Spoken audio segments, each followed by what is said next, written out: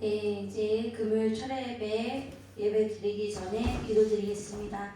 하나님 아버지 감사합니다. 오늘도 이렇게 주님 전에 나와서 아버지 예배하게 하심에 감사합니다.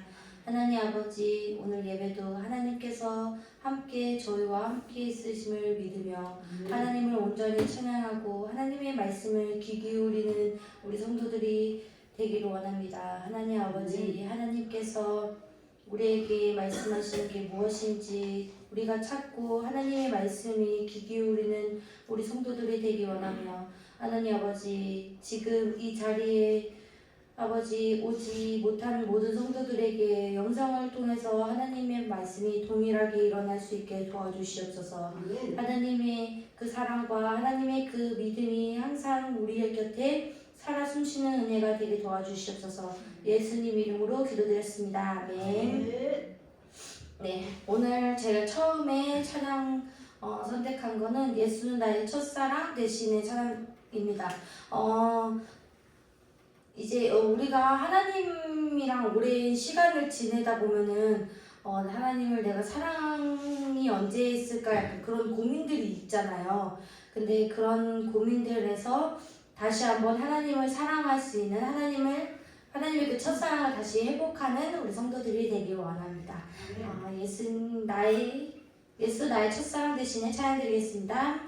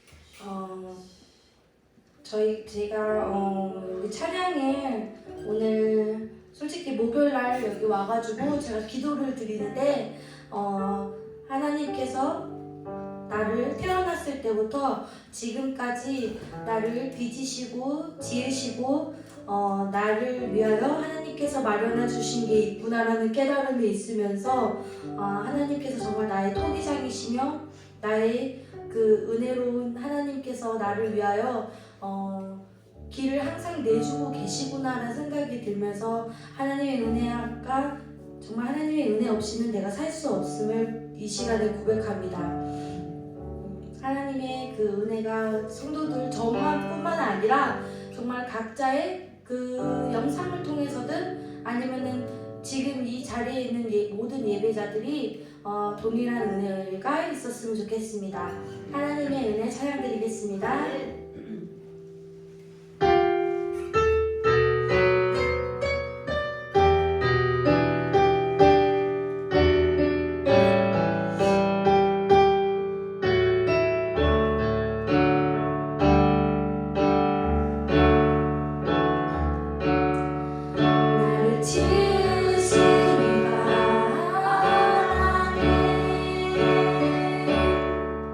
나를 부르시니가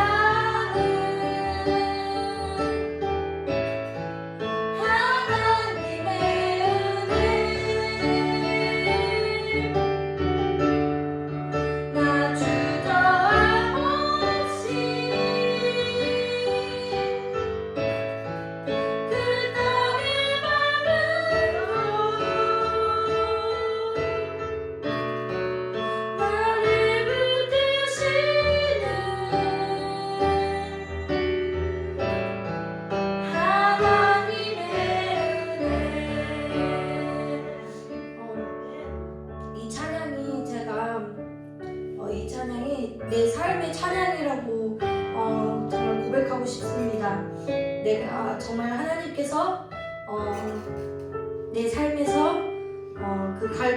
진짜 갚을 수 없는 하나님의 은혜를 주셨고요.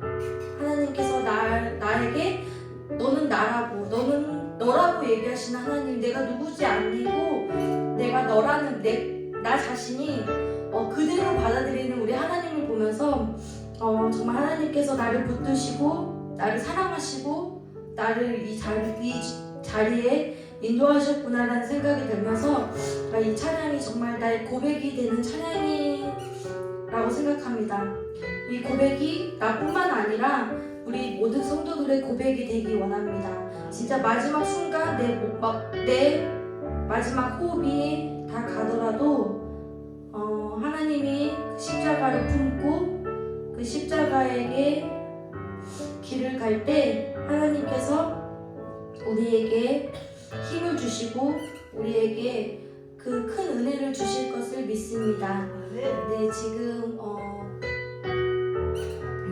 우리가 목사님 나오시기 전에 저희가 기도로서 하나님의 그 크신 은혜, 내가 정말 나된 것, 하나님이 나를 지어주시는 이 토기장에 하나님의 그 완성된 나의 모습이 허물일지라도, 내가 그 토기장이 더러울지라도 하나님 안에서 그 기도로서 하나님의 그 은혜로서 다시 살아갈 수 있는 은혜를 주시기를 원합니다. 기도드리겠습니다. 하나님 아버지 감사합니다. 오늘도 이렇게 아버지 주님께서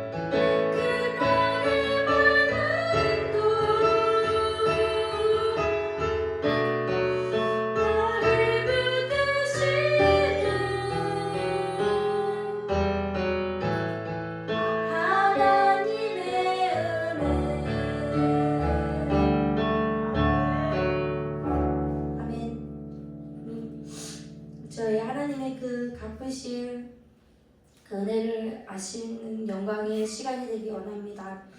네, 지금 이 찬양 제가 부르겠습니다. 내 눈 주의 영광을 보내.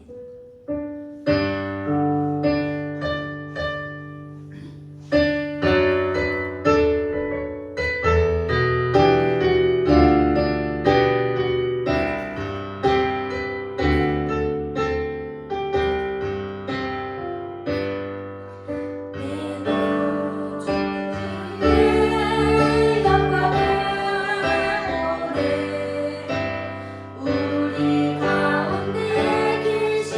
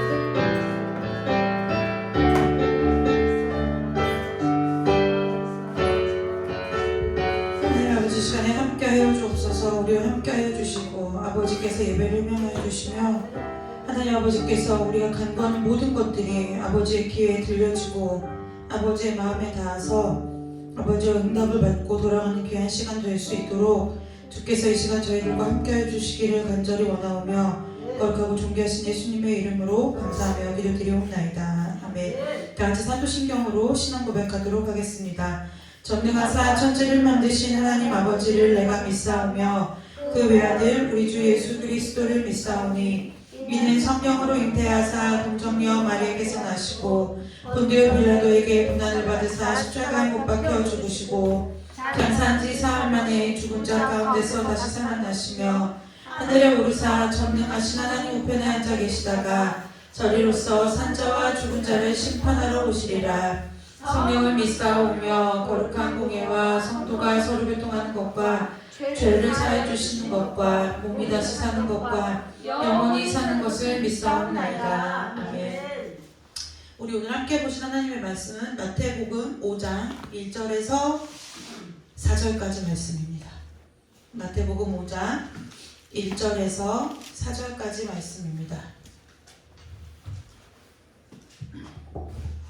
마태복음 5장 1절에서 4절까지 말씀인데요. 우리가 다 찾으셨으면 한 목소리로 읽도록 하겠습니다. 예수께서 무리를 보시고 산에 올라가 앉으시니 제자들이 나아온지라. 입을 열어 가르쳐 이르시되 심령이 가난한 자는 복이 있나니 천국이 그들의 것이며 애통하는 자는 복이 있나니 그들이 위로를 받을 것이며. 아멘. 오늘 이 말씀을 가지고 함께 우리가 은혜 나누도록 하겠습니다. 잠깐 우리 찬송 한 장 부르고요. 우리 말씀 나누도록 하겠습니다.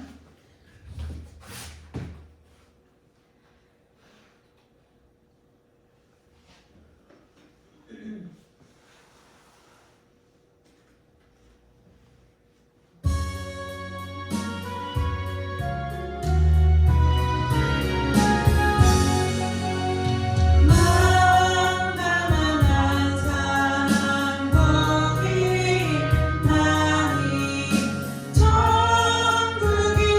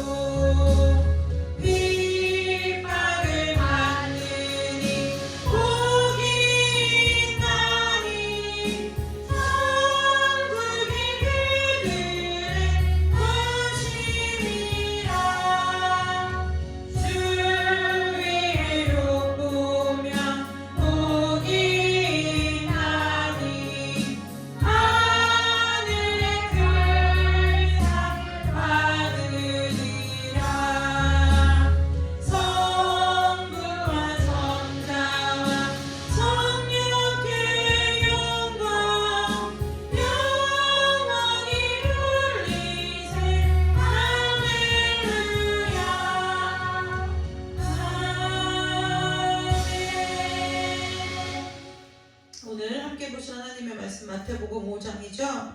마태복음 5장의 첫 번째 우리 말씀인데요.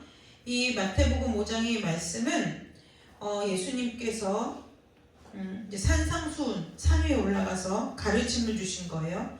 그런데 이것은 마치 무엇과 비슷한 느낌이냐면 우리가 예를 들어 갑작스러운 죽음을 맞이하거나 아니면 예기치 않은 사고로 이렇게 세상을 떠나가지 않고서는 보통 일반적인 우리가 죽음을 맞이하게 되면 이 죽을 때가 가까워 온 것을 알면 어른들이 어떻게 하냐면 자기의 그 재산은 무엇이 있고 하고 싶은 말, 당부의 말을 남기잖아요.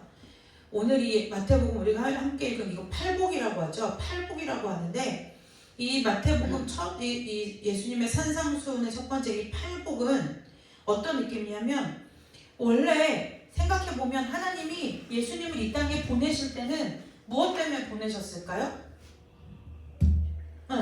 하나님이 예수님을 이 땅에 보내실 때는 목적이 딱 한 가지였어요. 그것이 뭐냐면 죽이시려고요.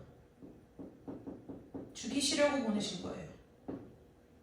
무엇 안에서요? 하나님의 시간 안에서요. 그래서 예수님은 예수님 자신이 하나님이셨지만 육체를 입고 이 땅에 와서 우리와 똑같은 사람으로 육신을 입고 사시는 동안에도 하나님의 때가 자신에게 온 것을 아셨어요. 그래서 막 베드로가 아무리 어떠한 좋은 말로 예수님을 마음을 사려고 해도 다 뭐라고 해요? 사단아 뒤로 물러가라. 하나님 예수님이 그 말들의 마음을 빼앗기지 않았다는 거예요. 그런데 이 하나님이 예수님을 이 땅에 보내신 이유는 단 하나예요. 인간들을 구원하기 위해서 이 아들을 죽이셔야만 했던 거죠. 그래서 마치 이것은 무엇하고 똑같으냐면 이제 예수님이 하나님의 그 목적을 알고 아셨을까요? 모르셨을까요? 알고 계셨어요. 그래서 이제 나에게 마지막이 가까움을 아시고 이제 예수님께서 제자들에게 예수님을 따르는 하나님의 사람들에게 이제 어떻게 하기를 원하신 거예요? 이렇게 해야 너희들이 세상을 이기고 살아갈 수 있다라고 알려주신 아주 좋은 팁, 비결, 우리나라 말로 비결, 방법 이런 거와 같은 것이 오늘 우리가 함께 읽은 팔복에 관한 말씀이라는 거예요. 그래서 이 팔복에 있는 이 산상수훈의 이 가르침은 믿는 우리들에게 있어서 굉장히 중요한데요. 우리는 이걸 그냥 약간 성경에 암송구절 외우듯이 그냥 외우는데 이것이 그렇게 그냥 외우고 끝날 문제가 아니라는 거예요. 반드시 뭐 해야 되느냐? 이렇게 살아내야 되는 것이 우리가 이 세상을 살아가면서 우리 늘 찬송하죠. 믿음이 이기네, 믿음이 이기네. 그 믿음이 이기는 방법이 무엇이냐? 이 오늘 예수님께서 우리에게 주셨던 이 8가지의 복을 우리가 받아서 이 땅에서 살아가는 것, 그것이 세상을 이길 수 있는 유일한 방법이라는 거예요. 저와 여러분의 삶 가운데 이 팔복의 복이 임하시기를 주님의 이름으로 축복합니다. 이것을 누려야만 다시 무엇한다? 이것이 이 땅에서 우리가 이렇게 살 때에 이 땅에서 우리가 무엇을 누린다는 거예요? 천국을 누릴 수 있다는 거예요. 그래서 오늘 첫 번째 뭐라고 했어요? 심령이 가난한 자네. 심령이 가난한 자는 어떨게요? 복이 있대요. 근데 그들의 복이 어떤 복이에요? 천국이 저들의 것이며 천국이 그들의 것이며 라고 얘기했어요. 심령이 가난한 자 누구일까요? 심령이 가난한 자는 가난한 것을 우리가 좀 딱 떠오르는 성경 구절을 생각하면 혹시 성경 구절 떠오르는 것이 있으세요? 여러분들이 다 아는 거예요. 우리가 찬송으로도 많이 불러요. 목마른 사슴이 시냇물을 찾듯이 내 영혼 주를 찾기에 갈급합니다. 이것이 심령이 가난한 자를 성경에서 가장 잘 표현한 거예요. 심령이 가난하고 마음이 가난한 건 무엇이냐? 막 열등감에 사로잡혀 있고 자존감이 바닥을 치고 막 이런 것이 심령이 가난한 것이냐? 그게 아니라 뭐라고요? 한 사슴이 시냇물을 찾기에 갈급함 같이 내 영혼이 주를 찾기에 갈급합니다. 라는 이 말이, 이 고백이 오늘 심령이 가난한 자라는 얘기예요. 그러면 도대체 심령이 가난한 자와 이 목마른 사슴은 무슨 상관이 있느냐? 본래 사슴이라는 동물은 열이 많아요. 열이 많은 짐승이에요. 그래서 어떠한 그냥 일정한 시간 안에 뭘 못하면요? 물을 먹지 못하면 사슴은 뭐예요? 그 열 때문에 죽어요. 그래서 오늘 목마른 사슴이 시냇물을 찾기에 이 말을 한 표현이 무슨 뜻이냐면, 사슴이 시냇물을 찾아서 물을 먹는다는 것은 무슨 뜻이냐면 내 목숨이 뭐 한다는 거예요? 내 목숨이, 내 생명이 유지된다는 뜻이에요. 사슴이 이제 목마르기 시작했어요. 빠른 시간 안에 물을 찾아서 먹지 않으면 그 사슴은 자기의 몸에서 나는 열로 인하여 죽어요. 열이 많은 짐승이라 병들어 죽어요. 그래서 뭐예요? 살려고 사슴이 그냥 단순하게 우리가 생각하는 것처럼 우리가 목마른 것처럼 그냥 좀 갈증이 나고 목말라서 사슴이 시냇물을 찾는 것이 아니라 뭐 때문에 찾는 거예요? 목숨이 달려있어서 찾는 거라는 거예요. 심령이 가난한 자, 이게 무슨 뜻일까요? 바꿔 얘기하면 그 사슴처럼 우리도 우리의 모든 것이 하나님 손에 달려있기 때문에 하나님을 찾는 것, 이 사람이 심령이 가난한 자라는 거예요. 저와 여러분에게 이 심령이 가난한 그 은혜가 있으시기를 주님의 이름으로 축복합니다. 심령이 가난한 자에게 복을 주시는데요. 그 복이 뭐냐면 천국을 주신다는 거예요. 천국이라는 것은 우리가 죽어서 하나님과 영원히 살 그 본향을 말하기도 하지만, 여기에서 말하는 천국은 무엇이냐? 하나님의 통치가 임하는, 하나님의 질서, 하나님의 통치가 있는 곳, 그곳이 천국이라는 거예요. 천국은 여기 있다 저기 있다 하는 것이 아니라 어디에 있다 그랬어요? 너희 안에 있느니라. 오늘 이렇게 심령이 가난한, 정말 주님을 목숨같이 여기고 찾는 자들에게는 그들의 심령 가운데 뭐가 임한다는 거예요? 천국이 임한다는 거예요. 이게 굉장히 중요해요. 왜 중요할까요? 모든 사람들이 천국에 하나님의 질서와 하나님의 통치가 임하면 거기에는 염려, 불안, 슬픔, 괴로움, 두려움, 문제가 있나요? 그렇지 않아요. 오직 뭐만 있어요? 하나님의 평안만 있다는 거예요. 하나님이 함께 하시는 복만 있어요. 애통과 슬픔이, 우리 요한계시록에 보면 다시는 애통과 슬픔도 없고 병도 없고 그렇다고 하잖아요. 그런데 오늘 이 하나님이 심령이 가난한 자에게 주시는 복이 뭐냐? 그 사람들의 심령 가운데 뭐가 임한다는 거예요? 천국이 임한다는 거예요. 천국이 임한다는 거예요. 심령이 가난한 자로 이 땅에 살아가는 은혜가 있으시기를 주님의 이름으로 축복합니다. 무슨 얘기냐? 여러분, 천국은 걱정 근심이 없는 나라가 아니에요. 천국은 문제가 없는, 우리는 우리가 새하늘과 새 땅, 주님과 함께 살아가는 거기에는 문제가 없겠지만 우리가 이 땅에서 천국을 누릴 수 있는데요. 그 사람이 어떤 사람이에요? 심령이 가난한 자. 하나님이 내 생명줄이에요. 그래서 시시때때로 하나님 앞에 가서 그 마음을 토하고 하나님 앞에 간구하고 하나님 앞에 무슨 일만 있으면 하나님을 찾는 그 사람. 왜요? 내 목숨이 거기에 달린 거예요. 내가 살아도 하나님이 살려주시는 거고, 내가 죽어도 하나님이 죽이시는 거고, 내가 이 문제에 커다란 산과 같은 문제가 있는데 이 문제도 하나님이 해결해 주시면 해결해 주시는 거고, 하나님이 안 해주시면 못한다는 그 마음에 정말 나에게는 하나님밖에 없다는 것, 그것이 심령이 가난한 자라는 거예요. 저와 여러분의 심령이 그렇게 갈급함으로 하나님을 찾는 자들이 되시기를 주님의 이름으로 축복합니다. 네, 예수님이 살아가는 방법은, 예수님이 이 땅에서 육신을 입고 살아가는 동안에도 다 달랐죠. 달랐어요. 제자들이 꼭 예수님 보고 뭐라고요?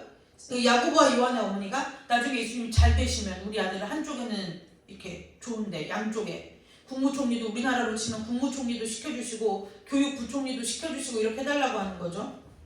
수많은 무리들도 예수님을 메시아라고 생각했을 때 그 예수님은 어떤 거예요? 정말 유대와 그때 로마의 지배 아래 있었던 이 유대 나라를 건지실, 우리나라로 하면 안중근 의사와 같은 독립운동을 하는, 그래서 우리나라를 정말 그 로마의 속박으로부터 건져낼 그러한 메시아라고 생각을 했던 거예요. 그런데 자꾸 예수님이 뭐예요? 알지 못할 소리들을 하는 거예요. 내 나라는 너희 여기 있다 저기 있다가 아니라 너희 안에 있다고 말씀도 하시고, 또 네가 유대인의 왕이냐, 우리가 지난 주일날 봤죠? 그럼 유대인의 왕이냐, 그럼 내 나라는 여기에 속하지 않았다고 하시고, 알아듣지 못할 말을 자꾸 하시는 거예요. 예수님이 이 땅에서 살아가는 모든 삶의 방향은 세상과 같을까요? 다를까요? 달라요. 예수님이 이 땅에서 행하신 모든 일은 세상에서 통상적으로 행해지는 살아가는 방법과 똑같을까요? 다를까요? 다르다는 거예요. 예수님의 방향은 늘 어디예요? 세상 아래 땅을 향하는 것이 아니라 하늘을 향한 거예요.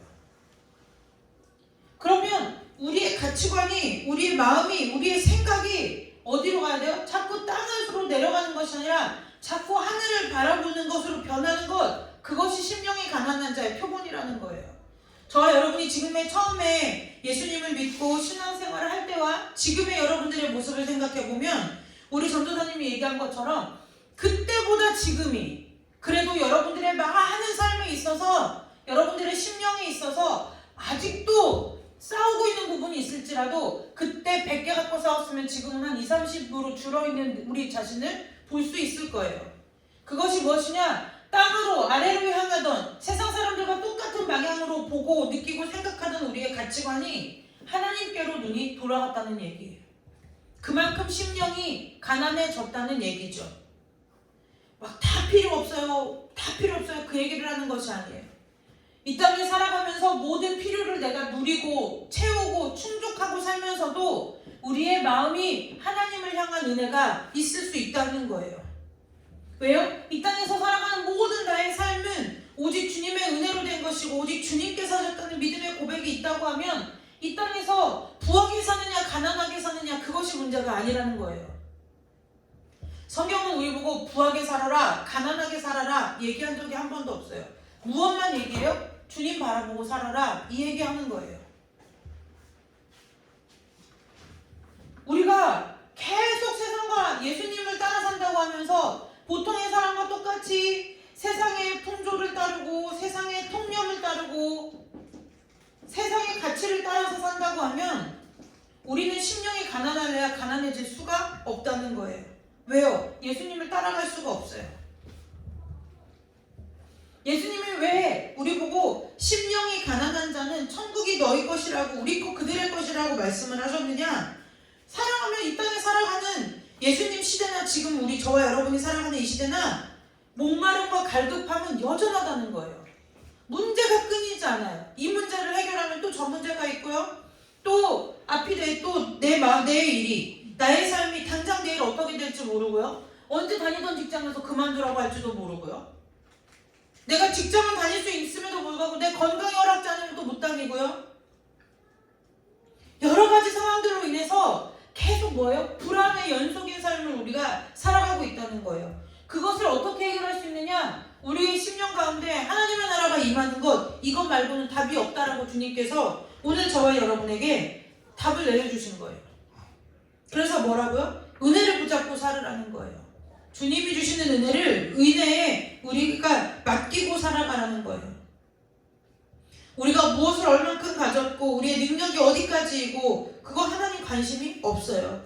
하나님은 무엇을 보시냐? 중심을 보시고 폐부를 시험하시고 감찰하시는데 그 하나님을 찾는 그들에게 있어서 그들의 마음이 얼마나 갈급하고 얼마나 간절하게 하나님을 찾느냐 그거 보신다는 거예요.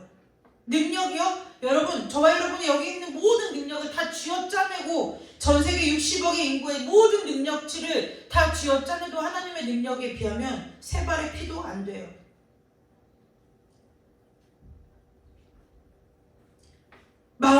우리의 마음이 하나님 주인이 있는 마음이 있고 주인이 없는 마음이 있어요.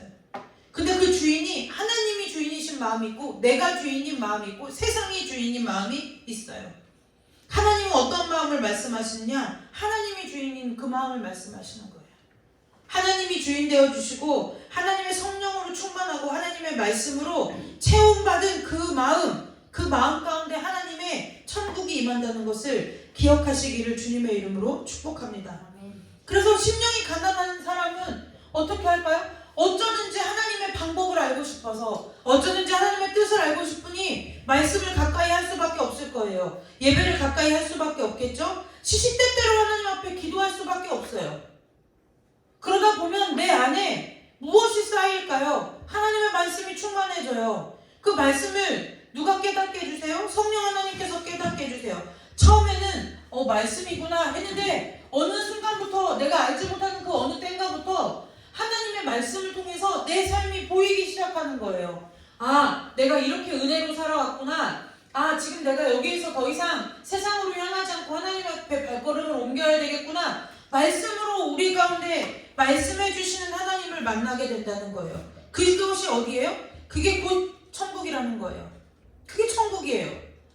예전 같으면 뒤도 안 돌아보고 내가 세상으로 막 달려가서 세상의 방법대로 일을 찌르락 처리했을 텐데, 이제 하나님 앞에 물어보고 하나님 어떻게 할까요? 갈까요? 말까요? 여러분, 다윗을 보시면 다윗이 갈 능력이 없고 갈 군사가 없어서 다윗이 하나님 앞에 전쟁 때마다 올라갈까요? 말까요를 물어봤을까요? 그렇지 않다는 거예요.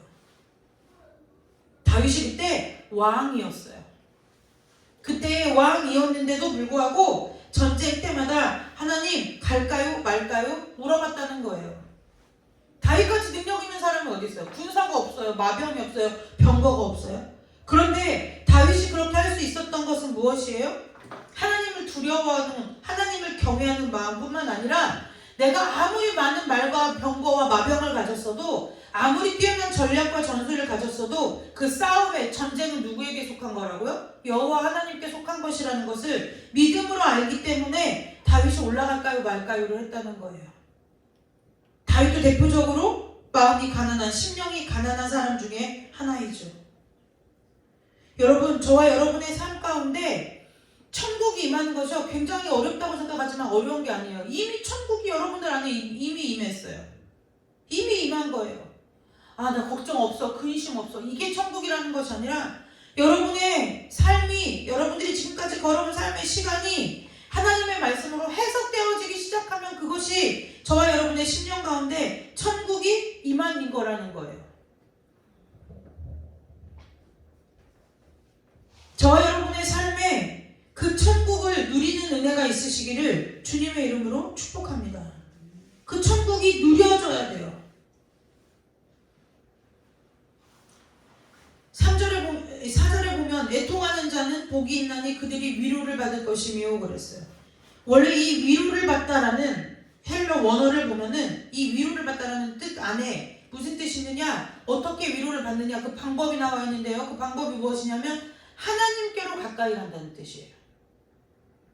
위로를 받는다는 뜻은 위로를 받는, 그래 우쭈쭈쭈 그것이 위로를 하는 것이 아니라 하나님께 가까이 가는 것, 그것이 위로를 하는 거예요. 하나님은요, 외통한 심령을 당연히 위로해 주시죠. 어떻게 위로하실까요? 당연히 여러분, 우리가 예를 들어 담요가 넘어져서 울고 있어요. 일어났어요. 그런데도 아파서 막 울어요. 그러면 걔한테 가서 약을 먼저 발라줄까요? 그렇지 않아요. 먼저 안아주죠. 안아준다고 해서 피가 안 났나요? 그렇진 않죠. 넘어져서 피가 뚝뚝 흘리는데 그 아이를 붙들고, 원래 머리로 생각하면 무엇이 맞아요? 빨리 얼른 가서 약을 가져와서 그 상처 부위를 소독하고 약을 발라주는 게 먼저인데, 대부분의 엄마 아빠들은 아이들이 넘어지면서 울면 어떻게 하느냐면 약 발라주는 게 먼저 아니라 일단은 뭐예요? 안고 달래준다는 거예요. 안고 달래준다는 거예요. 그것이 뭐예요? 위로를 받는 거죠. 그 아이가 위로를 받아요. 근데 그 위로를 받는 원어를 뜻을 보면은 그 위로를 받기 위해서 뭐 한다는 거예요? 하나님께로 가까이 우리가 간다는 거예요. 하나님께 우리가 가까이 간다는 거예요. 뭐 하기 위해서요? 애통함에 있어서 위로받기 위해서요. 여러분, 하나님 앞에 가까이 가는 은혜가 있으시기를 주님의 이름으로 축복합니다. 그러면 왜 하나님이 우리를 하나님 앞에, 우리의 심령이 애통할 때 하나님께서 왜 우리를 자꾸 하나님께 가까이 인도하실까요? 물론 위로, 그래, 또 아파, 힘들어, 알아. 그럼 그 뜻이 하나가 있고요. 또 하나의 뜻은 뭐냐면, 하나님은 그 뜻이 하나예요. 진짜 위로. 우리가 생각하는 위로. 우리가 생각하는 위로가 있고요. 하나님 우리 마음을 헤아려 주시고, 우리 아픔을 같이 공감해 주시고, 우리의 고통을 체휼해 주시죠. 그 하나님께서 우리를 그렇게, 우리가 위로라는 단어를 딱 떠올릴 때 생각나는 그 위로를 하나님 해주시죠. 두 번째는 뭐예요? 왜 하나님께서 우리를 가까이 가게 하시는 이유가 있어요. 왜요? 하나님은 빛이시기 때문에 그래요. 그래서 우리가 하나님, 빛이 되신 하나님 앞에 가까이 가면 갈수록 어떻게 되느냐? 내가 누구인지를 알아요. 내가 누구인지를 아는 거예요. 내가 얼마나 부족한 사람이고 나는 어떤 생각을 갖고 살아가고 내가 어떠한 가치관을 붙들고 이 땅을 살아가는지가 그 빛 대신 하나님 앞에서 분명하게 드러나요. 그래서 우리는 성경에서 위로를 받다면 그래 우쭈쭈쭈 하는 것만 위로라고 생각하는데 아니요. 그 다음 하나님이 하시는 일이 무엇이냐? 지금 너의 모습을 직면하게 하신다는 거예요. 저와 여러분의 모습을 직면하게 하신다는 거예요. 그게 하나님의 위로예요. 그래서 직면하지 못하면 안타깝지만 하나님의 위로를 절반밖에는 받지 못해요. 하나님은 분명히 우리를 어떤 하나님이시죠? 죽이시는 하나님이 아니라 살리시는 하나님이라는 거예요. 그 하나님이 우리를 살리시려면 우리가 그 일에 있어서 무엇 때문에 그렇게 애통해야 하는지 하나님께서 우리를 하나님께서 그것을 우리가 무엇 때문에 그렇게 애통하는지 우리 자신을 보게 하신다는 거예요. 그 문제를 통해서 무엇하게 하시죠? 하나님이 하나님 내가 이렇습니다 라고 회개하고 하나님 앞에 나아가게 하신다는 거예요. 그때 비로소 뭐예요? 주님의 마음을 알게 되는 거죠. 하나님 앞에 가면 처음에는 하나님 모든 길을 지나가는 모든 사람을 길을 막고 물어보세요. 내가 지금 이렇게 억울해요. 내가 지금 이렇게 당하고 있는데 하나님 도대체 어디 계신 거예요? 라고 애통해서 하나님 앞에 나아가면 하나님께서 우리를 하나님께 가까이 인도하셔서 그래 너가 힘든 거 안다. 아픈 거 안다. 상처받은 거 안다. 그런데 그 하나님의 위로 가운데서 무엇을 보게 돼요? 그 빛 대신 하나님 앞에서 내 모습을 보게 된다는 거예요. 내가 왜 이렇게 억울해하는지, 내가 왜 이렇게 애통해하는지, 내가 왜 이렇게 힘들어하는지 그 이유가 저들에게만 있는 것이 아니라 내게도 있다는 나의 연약함을 하나님께서 보게 하신다는 거예요. 그리고 그걸 통해서 하나님께서 뭘 하게 하시는 거예요? 우리를 새롭게 회복시켜 주신다는 거예요. 그래서 여러분 애통한 일을 당하십니까? 하나님 앞에 가서 엎드려지시기를 주님의 이름으로 축복합니다. 억울하십니까? 하나님 앞에 엎드려지시기를 주님의 이름으로 축복합니다. 모든 일에 우리가 살면서 억울한 일이 얼마나 많아요? 애통한 일이 얼마나 많아요? 그 일 앞에서 우리가 하나님 앞에 해야 될 것이 뭐예요? 그 하나님의 위로를 받는 거예요. 그 하나님의 위로를 받으면 문제가 해결이 될까요? 안 될까요? 이래서 되는 거예요. 밤낮 내가 부르짖으니까 하나님이 그 못된 재판관만 징그러워 쟤 또 왔네 이렇게 해서 들어주시는 하나님이 아니라 그거는 사람이 하는 일이고 하나님이 우리를 위로하시는 방법은 뭐예요? 하나님 앞에 엎드려지는 사람에게 하나님께 가까이 그 사람을 가까이 오게 하셔서 그 사람이 하나님 안에서 어떠한 사람인가를 보게 하신다는 거예요. 그래 보게 하시고 나서 그 보인 것을 통해서 이제 뭐예요? 내가 삶에 답을 얻어요. 나의 이것 때문에 내가 이렇게 아팠구나. 나의 이것 때문에 이렇게 힘들었구나. 가게 흐르는 저주가 아니에요. 가게 흐르는 저주가 아니라는 거예요. 어떤 분들은 가게 흐르는 저주이다 뭐다 이렇게 얘기하시는데요. 지금 그것이 하나님의 일하시는 방식이 아니라는 거예요. 어디 갔는데 아직 조상의 저주가 안 끊어졌습니다. 이런 말 어디서 들으시거든 뭐예요?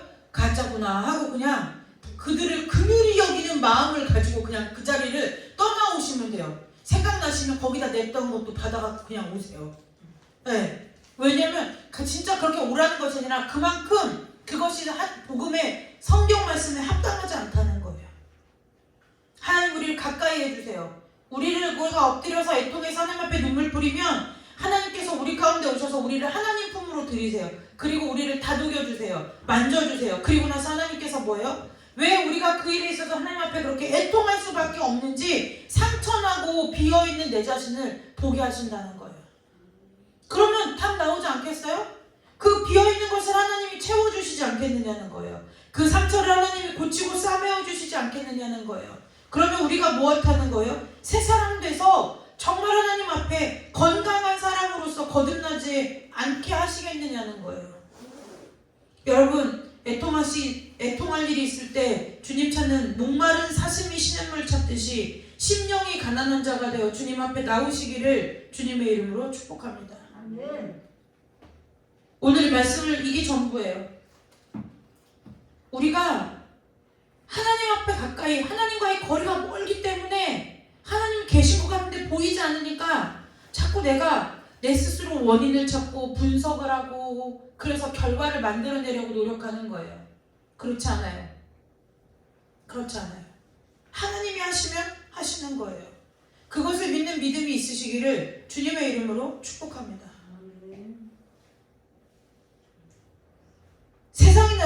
세상이 나를 부족하다 할 때는 그것을 마음에 받아들이는 것이 아니에요. 왜요? 세상이 나를 부족하다고 말할 때는 그것은 무엇과 함께 와요? 내 마음의 상처와 함께 그 말이 들어오는 거예요. 그러나 하나님이 나를 부족하다고 하실 때는 하나님 나한테 그것을 왜 해주시는 거예요? 너가 이렇게 부족해서 내가 그걸 너에게 은혜로 채워줄게. 그 얘기 하기 때문에 하나님 앞에 나아갈 수 있는 거예요. 그래서 그 어떤 것도 하나님 앞에 부끄럽지 않은 거예요.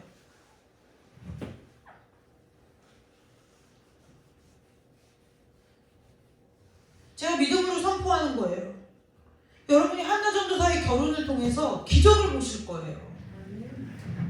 뭐 한나 전도사가 더 부족하다 이 얘기를 하는 것이 아니에요. 하나님이 한 사람의 결혼에 얼마나 복 주실 수 있는가를 보시게 될 거라는 거예요.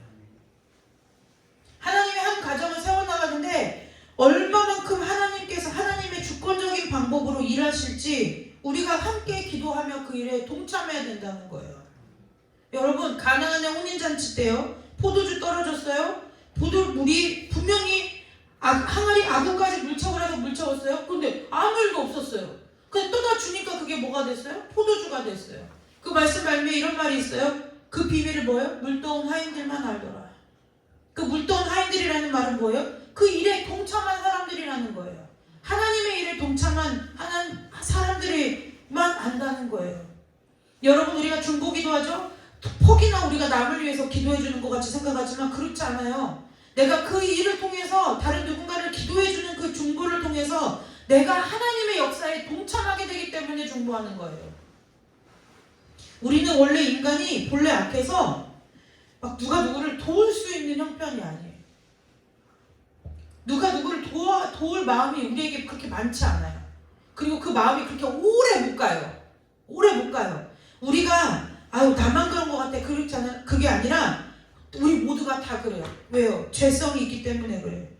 그럼 그렇다고 해서 난 원래 그런 인간이야. 그렇고 그냥 그렇게 살면 되나요? 그렇지 않아요. 여러분, 여러분이 하나님 앞에 살아가는 모든 삶에 있어서 심령이 가난한 자가 되는 은혜가 있으시기를 주님의 이름으로 축복합니다. 여러분의 삶의 모든 애통함을 하나님에게 위로받는 은혜가 있으시기를 주님의 이름으로 축복합니다. 그래야 세상을 이기고 산다는 거예요. 그래야 세상을 이기고 산다는 거예요. 여러분, 비슷한 것 갖고는 못 이겨요. 비슷한 것 갖고는 못 이겨요. 여러분, 세상 사람들이 왜 그렇게 자꾸 개발에 몰두하고 기업들이 왜 그렇게 자꾸 지금 이 버는 돈만을 가지고도 잘 먹고 잘 살고 잘 회사가 돌아갈 수 있는데 그 자기네 번 이익의 몇 배나 되는 금액을 자꾸 왜 계속 연구 개발에 투자할까요? 혁신을 해야 되거든요. 옛날에 제가 그 경영 공부할 때가 IMF 때인데 늘 했던 것이 R&D, 계속 연구개발 이거밖에 없는 거예요. 그래서 맨날 교수님들한테서 귀에 닿지 않게 들은 소리가 기업의 수익의 50% 최대 50%까지 연구개발에 투자한 기업만 앞으로 살아남을 거라고 그랬어요. 여러분 지금 이름 모르죠? 옛날에 노키아 핸드폰이 있었어요. 노르웨이에 있는 모토로라라는 핸드폰도 있었어요. 근데 그 모토로라라는 핸드폰이 그때는 아이폰은 모토로라에 비하면 명함도 못 내밀 때였어요. 그런데요, 기술 개발 혁신에서 뒤처지기 시작했어요. 왜요? 전 세계 1위에서 안주했거든요. 그러고 나니까 지금은 모토로라라는 이름을 들을 때 모토로라라는 핸드폰의 이름을 아는 사람이 없어요. 저희 때는 소니 헤드셋 뭐 이런 거. 여러분 지금은 소니 하면 알지만 예전에 소니는 전 세계 탑이었어요. 그런데 연구개발이 안 되고 혁신적인 제품을 내놓지 못하니까 자꾸 뭐예요? 도태되는 거예요. 세상도 자꾸 뭐를 내놓는 거예요? 지금 것과는 전혀 다른 걸 내놔요. 그래서 되게 웃긴 게 삼성 핸드폰도 맨날 차원이 전혀 다른 걸 내놨대요. 근데 보면 다 똑같아요. 근데 일단 광고는 그렇게 뻥을 치고 보는 거예요. 이전에 없던 혁신적인 기술이 나왔대요. 근데 뭐 이전에 없던 혁신적인 기술이 나오긴 나왔어요. 왜냐면 내 얼굴인데 더 예뻐 보이게 하는 이상한 기술. 그죠? 그런 기술이 나왔어요. 혁신적인 기술이래요. 그런데 예수님을 따르는 삶은요, 혁명적인 삶이에요. 그것이 아니라 전혀 아예 방향도 다르고 생각도 다르고 차원도 다른 삶을 살아가야 된다는 거예요. 세상을 이길 때 같이 뭐 싸워서 못 이겨요. 요즘 저희 담들이가요, 게임에 심취해가지고 맨날 목사님하고 저한테 한 얘기 했어요. 엄마, 왜? 이거 업그레이드 해야 돼. 엄마, 이거 업그레이드를 해야 돼. 자꾸죠. 그래서 업그레이드를 하면은 계속 이기냐? 그랬더니 이게 업그레이드 하면은 몇 번 싸울 때까지는 이길 수 있는데 또 지거든. 그러면 또 업그레이드를 해야 된대요. 그런데 여러분, 예수님을 따르고 하나님께서 우리의 그 주인 되시는 삶은 업그레이드 되는 삶이 아니라는 거예요. 전혀 새로운 삶이에요. 다시 태어나는 거라는 거예요. 차원이 다르고요, 생각이 다르고요, 방향이 전혀 달라요. 방향이 전혀 다른 거예요. 여러분, 부산 가는 기차 열차 타고 자꾸 거기 가서 서울 찾으면 서울이 나오나요? 그렇지 않아요. 예수를 따르는 삶은 그래서 세상을 버린다고 얘기하는 거예요. 세상을 버린다고 하니까 우리가 세상 것을 너무 터부시하는 경향이 있어요. 터부시하라고 하는 것이 아니라 세상을 버린다는 얘기는 세상에서는 통용되지 않는 가치관과 마음의 신념을 가지고 세상을 살아간다는 이야기예요. 세상을 살아간다는 이야기. 저와 여러분의 삶에 있어서 하나님을 절대 나의 생명줄로 생각하고 무슨 일에든지 하나님 앞에 엎드리는 복이 있으시기를 주님의 이름으로 축복합니다. 그래서 자꾸 하나님께 가까이 가세요. 하나님께 가까이 가면 하나님께서 뭐라고 했어요? 내가 내 종 아브라함에게 보이지 않는 일이 무엇이 있겠느냐잖아요. 여러분들이 이 땅에서 살아가는 여러분의 삶의 문제를 가지고 하나님 앞에 나아갔을 때 그 하나님이 여러분들에게 길을 주시지 않겠느냐는 거예요. 답을 주시지 않겠느냐는 거예요. 근데 우리는 늘 하나님 앞에 심령이 부요한 자로 살고 애통하는 자로 살되 내가 받고 싶은 위로까지만 받고 하나님의 품을 뛰쳐나오니까 그 하나님의 일하심을 보지 못한다는 거예요. 주님 앞에 머무는 삶이 있으시기를 주님의 이름으로 축복합니다. 기도하겠습니다. 하나님, 우리의 삶이 정말 목마른 사슴이 시냇물을 찾듯이 모든 순간마다 주님을 찾기에 갈급한 심령으로 설 수 있도록 은혜 내려 주옵소서. 그래서 내 삶의 모든 순간마다, 내 삶의 이 땅에서 살아가는 모든 삶의 일마다 하나님 앞에 답을 얻고 위로를 얻고 하나님의 방법대로 이 세상을 이기며 살아가는 자들이 다 될 수 있도록 주님 축복하여 주시옵소서. 그래서 하나님 앞에 위로받는 자 되게 하시고 하나님 앞에 위로를 얻어서 큰 상급을 가지고 하나님이 주신 은혜를 가지고 이 땅에 힘을 삼고 살아가는 우리 모두가 될 수 있도록 주님께서 함께하여 주시기를 간절히 원하오며 거룩하고 존귀하신 예수 그리스도의 이름으로 감사하며 기도드리옵나이다. 아멘. 찬송 한 장 부르고 여러분들이 가져온 기도의 제목들을 놓고 기도하도록 하겠습니다. 이제 미소는 갖고 우리 둘 남았어요. 예은이, 한나. 이제 잘 보내야죠. 여러분들도 다 내 자녀다라는 마음을 가지고 우리 진삼 형제도 가야 돼요. 셋이나 있어요. 그냥 하나님이 우리가 목말라 하지 않으니까 얘네들 공기를 다 꽉꽉 채워놓으셨어요. 꽉꽉 채워놓으셨어요. 이거는 진짜 그냥 웃자고 하는 얘기가 아니라 저와 여러분이 하나님 앞에 회개해야 될 일이에요. 회개해야 될 일이라고요.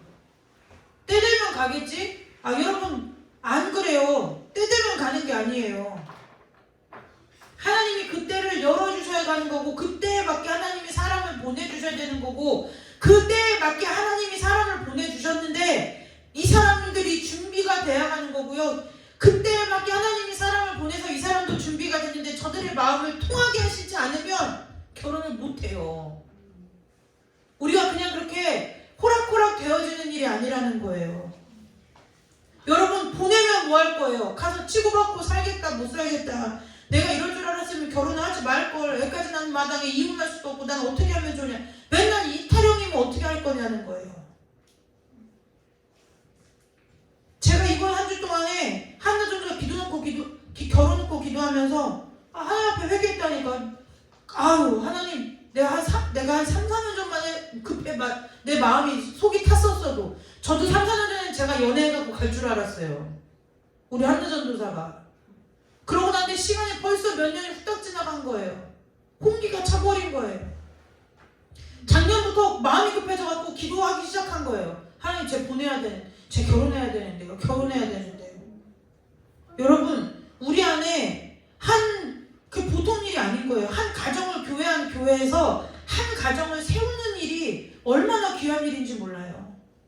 얼마나 귀한 일인지 몰라요. 그 한 가정을 세우는 일에 우리 교회가 모든 힘을 다 쏟아도 그 일만큼 귀한 일이 없어요. 여러분 기도하시기를 주님의 이름으로 축복합니다. 홍기찬 청년들이 셋이나 있어요. 여러분들 자녀들이 지금 다 때가 됐는데 못 가고 있으면, 저희 부모님 여기 계신데 딸이 45 먹었는데 시집도 안 가고 있으면 숨통 막히지 않겠느냐는 거예요. 그 심정을 가지고 우리가 기도해야 된다는 거예요. 하나님, 왜요? 여러분 이건 영적인 전쟁이에요. 사단이 하나님의 가정 세우지 못하게 막아요. 어쩌든지 타이밍이 비껴나가게, 어쩌든지 그 사람의 마음을 흐트러서 나 결혼해야 되는데 하다가도 에이씨 꼭 해야 되나 뭐 마음 흐트러뜨리는 거예요. 1분 1초마다 하나님이 강권적으로 그 일에 역사해 주시고 개입해 주시지 않으면, 끌고 가 주시지 않으면 결혼은 우리 삶 가운데 이루어지는 일이 아니라는 거예요. 여러분 교회는 가정을 세워나가야 돼요. 왠 줄 아세요? 지금 가정이 다 무너진 시대를 살아요. 여러분 오늘 뉴스를 보셨죠? 인천에서 소일이 또래 남자아이가 아동학대 당해가지고 죽었잖아요. 그 두 부모가 얼마나 인천의 큰 교회 집사 부부라 가지고 목장에서 목장을 하고 카톡 프로필에 성경 말씀을 적어놓고 둘 다 기독교 신자예요. 교회 안에서 믿음이 신실하다 못해 진실하다고 소문난 사람들이 뒷구멍으로 뭐하고 있는 거예요? 애를 그렇게 패가지고 죽인 거예요. 네? 온몸에 머리부터 발끝까지. 세상에 애가 163cm인데 몸무게가 38kg밖에 안 되더래요. 먹이기를 해. 학교도 안 보내고. 선생님이 학교 왜 안 오냐니까 얘 필리핀으로 유학 갈 거라 집에서 홈스쿨링 시킨다고 거짓말 치고서. 다 집사들이에요 그 사람들이. 정인이 사건 때 보셨잖아요. 다 그게 목사, 걔네 부부, 정인이 양 엄마 아빠가 목사 자녀들이에요. 요즘은 보통 죽이는 사람, 손에 피 묻히는 사람들이 보통 믿는 집 자녀들이에요. 그게 저들의 악함도 있어요. 그러나 한 가정을 세우고 그 가정을 지키기까지 피 흘리기까지 싸우지 않았기 때문에 사단의 공격에 당하는 거예요. 태초에 하나님이 지으셔서 하나님과 함께 살았던 아담과 하와도 사단의 공격에 속수무책 당하지 않아요? 우리 자녀들의 가정이 그렇게 당한다고요. 결혼하면 끝이 아니에요. 이제 결혼하고 애들 낳고 사니까 지들끼리 잘 살겠지? 그게 아니에요. 여러분들 꼭 걱정하고 염려하라는 게 아니에요. 여러분이 염려만큼, 걱정되는 만큼 뭐 해야 되는 거예요? 하나님 앞에 엎드려야 되는 거예요. 아무리 부부가 잘하려고 해도 사단이 그 사이에 틈 놓기 시작하면 그 가정 깨지는 거예요. 누가 대놓고 처음부터 나 바람 펴야지? 나 딴 남자 만나야지? 나 딴 여자 만나야지? 그러는 집이 어디가 있어요? 불륜을 시작하는 집들 중에 없어요.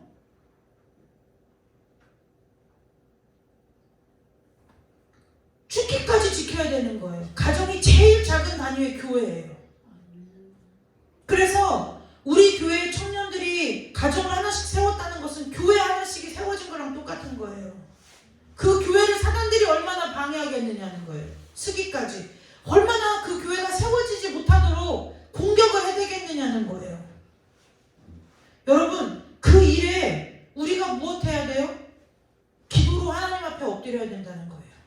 기도로 싸워줘야 된다는 거예요. 하나님, 때가 지체됩니다. 지체하게 방해하는 모든 사단의 세력을 멸하게 해달라고. 하나님 앞에 기도해야 된다는 거예요. 여러분 이 시간에 우리 찬송 한 장 부르고 기도할 때 오늘 가져온 여러분들 각자의 기도 제목을 놓고 기도하시고 우리 청년들 정말 하나님이 예배하신 짝 만나서 하나님이 원하시는 가정이 이루어야 돼요. 내가 행복하고 이건 나중 문제예요. 그리스도인의 가정에 있어서는 내가 행복한 건 나중 문제예요. 하나님의 사명을 이루어내느냐 안 이루어내느냐 사명이 있어야 돼요. 세상 사람들과 다 똑같이 그냥 나도 행복하게 살 거야 이런 거 꿈꾸지 마세요. 우리 청년들에게는 아예 그런 거 가르치지 않았어요. 하나님이 너희들을 통해서 가정을 꾸려서 무엇 하실지 그것이 있어야 되는 거예요. 가정의 목표가 있어야 되는 거예요. 여러분 오늘 이 시간에 기도할 때 우리 청년들의 앞으로 하나님 앞에서 세워갈 하나님의 가정을 위해서도 기도하시고 각자 기도의 제목 놓고 기도하고 돌아가도록 하겠습니다.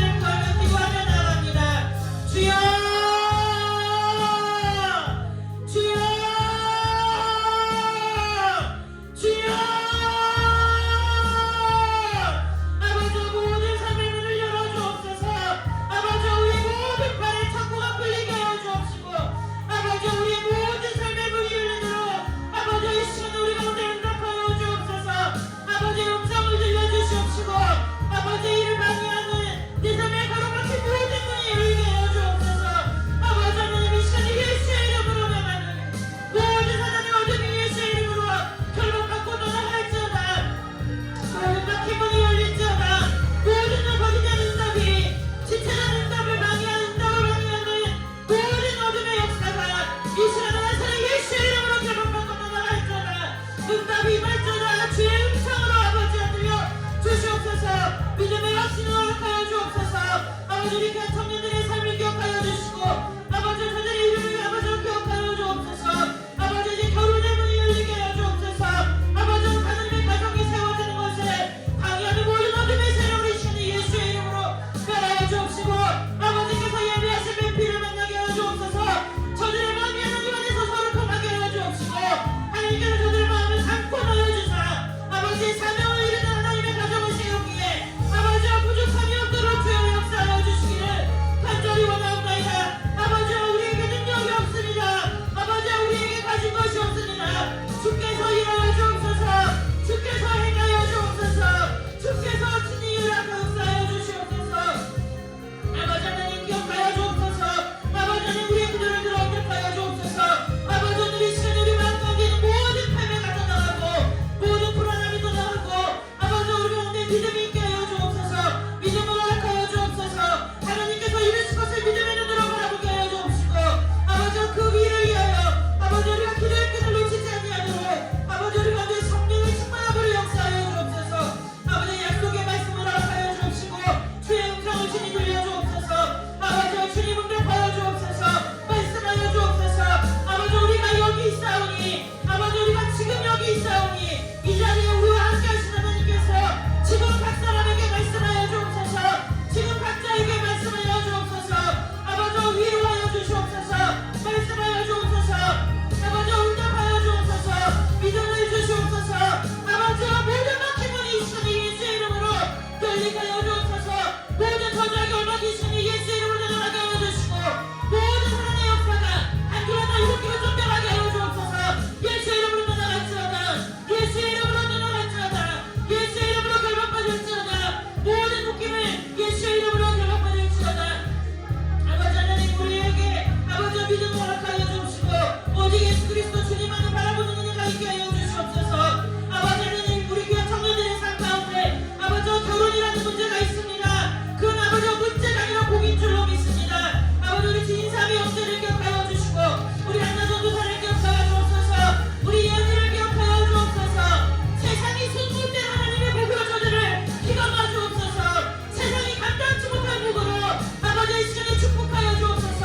우리의 육신은 여기 있으나 멀리 멜번에 있는 우리 빈사의 형제에게도 하늘의 성령의 강력한 역사가 그새 아버지 동일한 가운데 일어나도록 주의 역사하여 주옵시고 저 아버지 귀한 아들의 마음 가운데 있는 모든 상처와 모든 아픔과 모든 울분과 모든 서러움이 이 시간에 예수의 이름으로 나가게 하여 주시고 아버지 하나님의 평강과 희락과 기쁨이 넘치게 하여 주옵소서.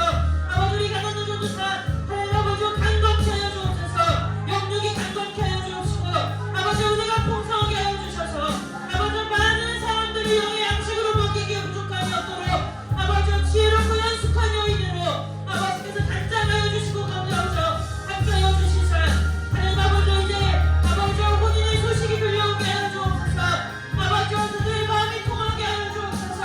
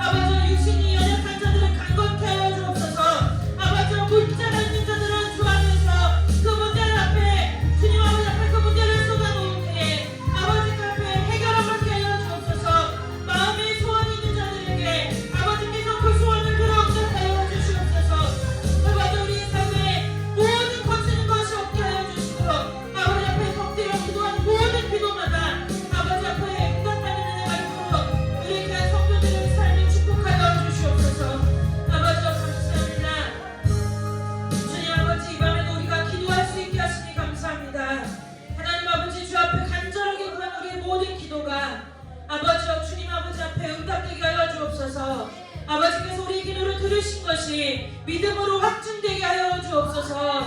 아버지 모든 청년들의 이제 결혼의 문을 주께서 활짝 여시사 아버지 시온의 대로가 열리게 하시고 아버지 복의 길로 인도하여 주옵소서. 저들이 하나님 앞에 복된 가정을 위하여 무릎 꿇고 기도할 때마다 아버지 믿음의 배필을 예비시켜 주시며 아버지 그 배필들이 하나님 아버지 앞에 유력한 자로 아버지 든든하게 세움듯이 하나님 아버지 귀한 자녀들로 만날 수 있도록 주님 축복하여 주시기를 간절히 원하옵나이다. 그 모든 일에 있어 아버지 주님 사단의 모든 방해를 이 시간에 예수의 이름으로 멸하여 주옵시고 아버지 주 앞에 간절하게 구할 때마다 주께서 그 모든 아버지 과정을 주께서 한 걸음 한 걸음 친히 인도하여 주시고 친히 아버지 주님께서 중간에 연결다리가 되어주시고 중보자가 되어주셔서 하나님 아버지 앞에 복되고 아버지의 소원을 이루는 아버지의 사명을 이루는 귀하고 복된 가정들이 세워지는 복이 임하도록 청년들의 삶을 축복하여 주시고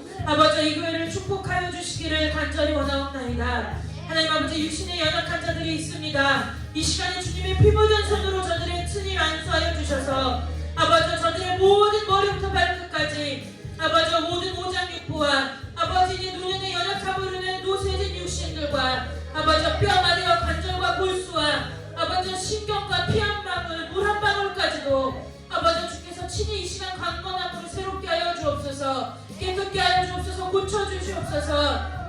아버지 주님 우리 귀한 모든 성도들의 삶 가운데 세상은 어렵다 말하고 경기가 어둡다고 말하지만 우리 귀한 성도들은 아버지 고센 땅에 있던 하나님 아버지 야곱과 같이 아버지 주님 아버지 우리 안에 주님께서 은혜가 되어주시고 우리의 생명이 되어주셔서 어떠한 시간과 환경 가운데서도 주님이 공급하시는 여호와 이레의 복으로 말미암아 모든 것에 마름이 없게 하시고 부족함이 없도록 주님 채워주셔서 아버지 그것으로 인하여 나만 누리는 것이 아니라 나도 살고 남도 살리는 역사에 귀하게 쓰임받는 하나님의 귀하고 복된 자녀들과 될 수 있도록 손대어 하는 일마다 주 손들어 축복하여 주시고 가정에 되어진 모든 출입을 주께서 친히 지켜주셔서 사단에게 복을 빼앗기지 않게 하시고 아버지 물질에 재산에 손해가 보는 일이 없도록 우리 귀한 성도들의 삶을 손대어 축복하여 주시옵소서. 아버지 원치 않는 지진으로 인하여 수많은 생명을 잃어간 땅이 있습니다.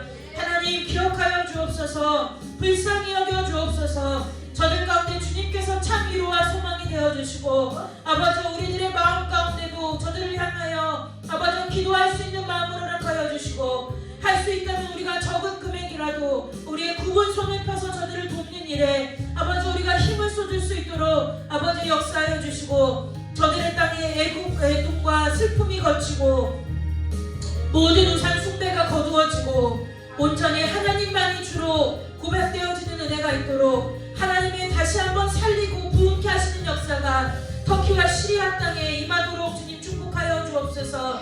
아버지 시리아 땅에서 쫓겨나서 아버지 그 주변에서 시리아 땅을 위하여 울며 통곡하며 기도하는 선교사님들이 있습니다. 기억하여 주옵소서. 아버지 핍박을 받아 주방당을 떠나왔지만 그 땅을 잊지 못하고 아버지 그 오랜 시간 동안 기도했던 우리 귀한 선교사님들의 기도를 기억하여서 아버지 다시 한번 시리아 땅의 모든 내전이 그치고 하나님의 나라의 평화가 임하도록 주님 그 땅을 위로하여 주시고 다시 한번 주님의 능력으로 세워주시기를 간절히 원하오며 거룩하고 존귀하신 예수 그리스도의 이름으로 감사하며 기도드리옵나이다. 아멘. 하나님 앞에 소원 예물을 드립니다. 이 소원이 무엇인지 누구보다 주님이 더 잘 아시오니 주님께서 내 소원을 이루어 주셨다. 주님께서 내 슬픔을 바꾸어 기쁨으로 변하게 하셨다고 고백할 수 있는 날이 속히 올 수 있도록 주께서 친히 이 예물 가운데 응답하여 주시고 후망하여 주시기를 원하오며 거룩하고 존귀하신 예수 그리스도의 이름으로 감사하며 기도드리옵나이다. 아멘. 하늘에 계신 우리 아버지여 이름이 거룩히 여김을 받으시오며 나라 임하옵시며 뜻이 하늘에서 이루어질 것 같이 땅에서도 이루어지리이다. 오늘 우리에게 일용할 양식을 주옵시고 우리가 우리에게 죄진 자를 사하여 준 것 같이 우리 죄를 사하여 주옵시고 우리를 시험에 들게 하지 마옵시며 다만 악에서 구하옵소서. 대개 나라와 권세와 영광이 아버지께 영원히 있사옵나이다. 아멘. 하나님께 영광의 박수 올리고 금요일을 마칩니다.